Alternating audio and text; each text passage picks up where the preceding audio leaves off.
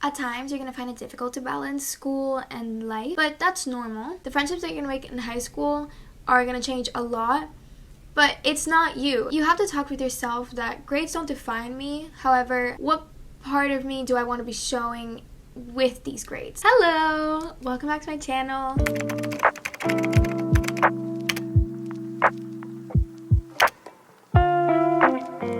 In today's video, I will be telling you guys some of my experiences and just kind of guiding you through your first year of high school. I don't think I grasped how much different it would be until I was actually in 9th grade, and I kind of felt a little bit unprepared just because I didn't expect it to be so different, so that's what we're trying to avoid.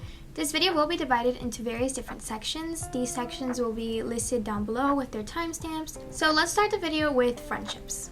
You can go into high school expecting to not lose any friends and that you're gonna have the exact same friend group when you go in high school and when you go out, but that's not the truth. That's not reality. Things are not gonna be like that, and I've heard this a lot even before I joined high school, but I always thought that the friends that I'm gonna join high school with are not the ones that I'm gonna finish with at the end of high school, right? But I'm still gonna stay with the same friendship even at the end of 9th grade. No, you're not. I was not expecting that, actually. I was not expecting things to change a lot and so quickly, but at the same time, I feel like these were such good changes for me. The friends that I have made in 9th grade and the new friendships that have grown are much healthier and fit me better than the ones that I had before, especially because that's like the first year that I went in person the whole year, and the whole quarantine thing and the whole COVID thing, that changed me a lot, and I was not expecting that change to be so prevalent in my friendships, but it was. Your goals are going to change throughout high school. You are discovering who you are, and it's natural for your friends to also be discovering who they are and to be discovering who they want to be friends with and what their goals are. So the friendships that you're going to make in high school are going to change a lot, but it's not you. It's just everyone around you is changing a lot, so the friendships are bound to change. Another thing about friendships is that for me, I've been going to the same school since lower school, but you are not the person that you were in lower school, and you are not the person that you were in middle school. You have changed, and it's important to realize that it's not just you that's changed. Everyone around you has changed. If you aren't friends with someone for like a specific reason because you found them annoying, or you found something that they did to you in 7th grade was mean or annoying, that person might have changed the same way that you have. Give people new chances and give them an opportunity to prove you wrong, that they are not that type of person. A lot of times in our heads, the first impression kind of lasts a long time, but you have changed, and it's important to realize that other people have too, and to give them a fair chance to show you that. Now let's talk about grades. Grades in high school are going to be a difficult topic for a lot of people. Throughout high school, you are told grades don't define you, like you are not your grades, but at the same time, colleges are looking at your grades, so they do define you a little bit. You have to talk with yourself that grades don't define me. However, what part of me do I want to be showing with these grades? How can I utilize that to show colleges who I am?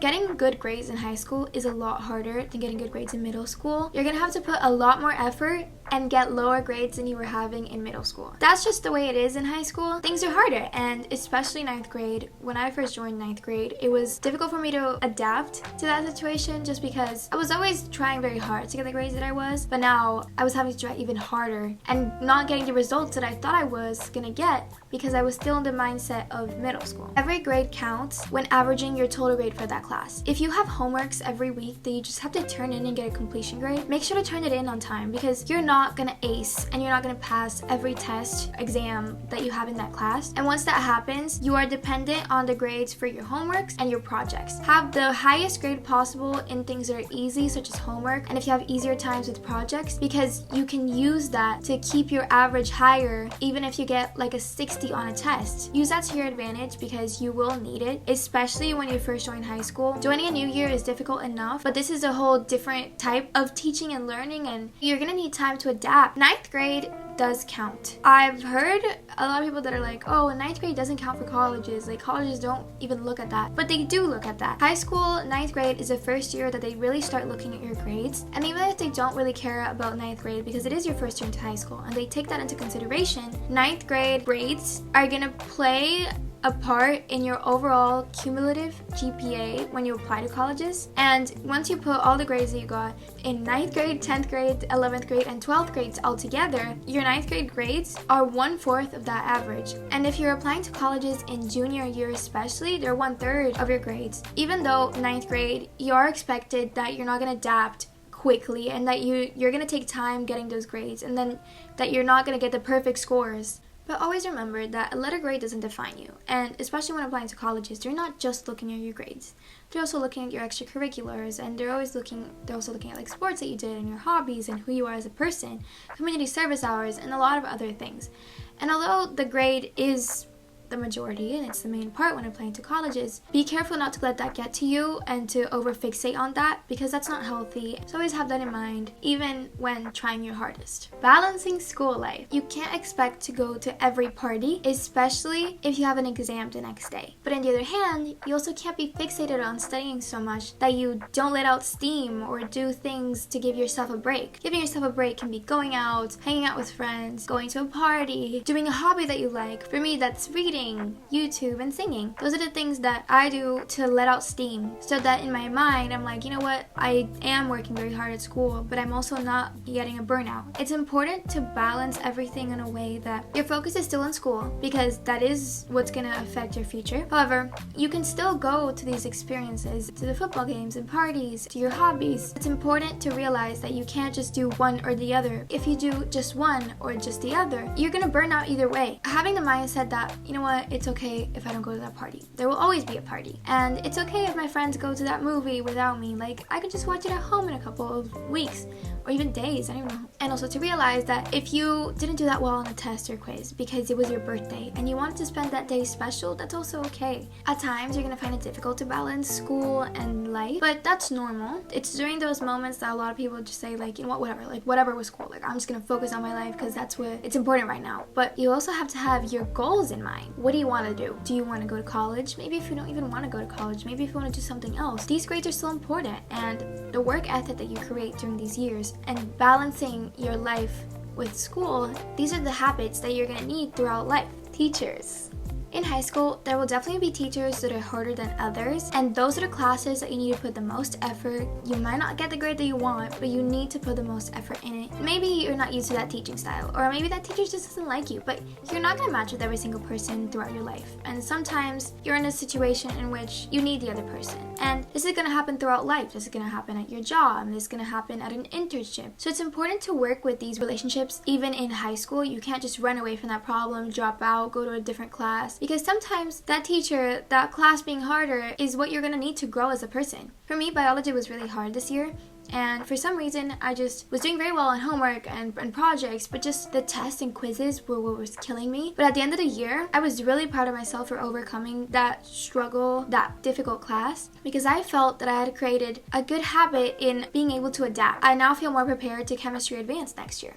Another thing is that you're going to need teacher recommendations when applying to colleges, but not even just when applying to colleges. You're going to need teacher recommendations for everything. If you apply to a job, if you apply to a special program, if you apply to like a prestigious after-school activity, you're going to need recommendations. It's important to have at least one healthy, strong relationship with a teacher that you know they will write a good recommendation for you, because you're gonna need it. A lot of these teachers are trying to help you, and if you form a good relationship with them, they will definitely write you a good recommendation. But it's also important to form a real connection with a teacher, because having someone like that at school can come in handy a lot of times. They can serve you for guidance, for help, or maybe just a classroom in which you can work on a project during lunch or work on a project after school. It's always important to have somewhere that you feel welcome in and a teacher that you feel comfortable with. Clubs. Clubs are important for a series of things.